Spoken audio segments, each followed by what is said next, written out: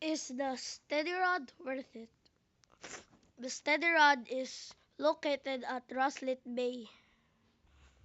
The steady rod is located at Roslet Hamlet. It's going for 7,000. And here are the stats of steady rod. It has it has minus 60% lure speed, 35% luck, 0.05 control, 30% resilience, and a max kg of 100,000. It is really good for starters. I would really recommend it. I would really recommend it if you're just a starter. Although it has although it takes long to catch a fish, the luck is actually really good. And it can catch every fish in the game including a megalodon because of the max kg of 100,000. So, to answer the question, is the steady rod worth it?